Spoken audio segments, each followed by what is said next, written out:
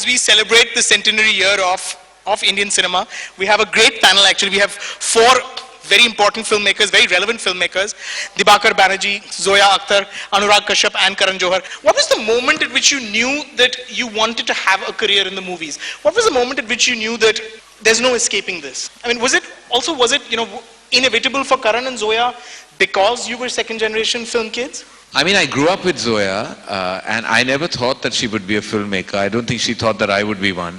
I knew I wanted to be a filmmaker when I saw Sargam and came back home and danced to Dafli Wale in front of my father. The odd thing is that I danced on Jaya Prada's part and my father never found it strange. So I knew then that I was meant to be in the movies.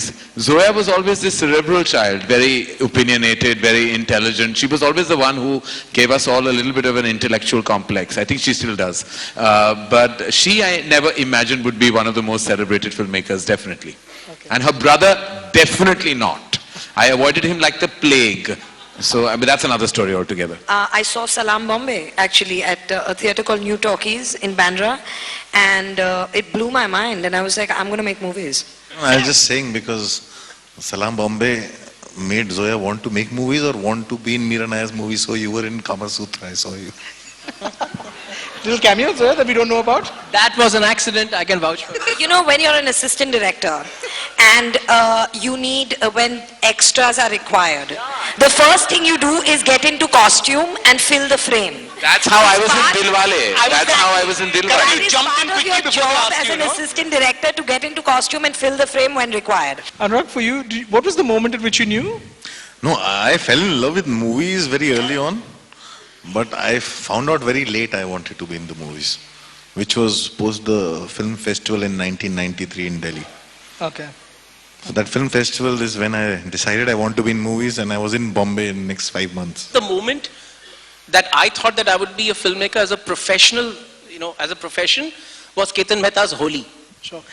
We're talking about continuously this year, we've been speaking about for the last couple of months, the centenary year, the fact that the cinema has completed 100 years. What is the most important change that you'd like to see? Your film culture is suddenly becoming about who makes what money.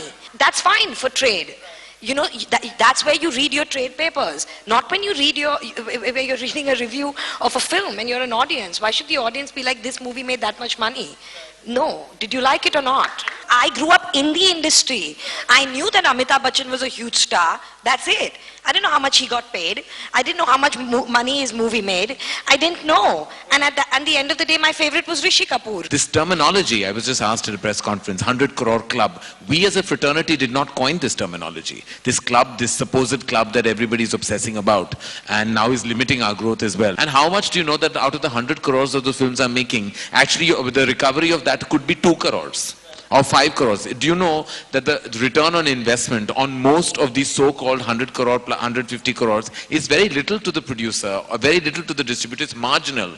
But the ROI, as the return on investment on a tiny endeavor, such as say Kahani, let's go by Kahani, which was made in 8 or 12 crores. The return on that is humongous. So what is it? Are we talking about just a number because it sounds great, 100, 200 does sound great, but just the profitability of a smaller, better, brilliant endeavor is far more important. Thank you to all my 4 very esteemed panelists.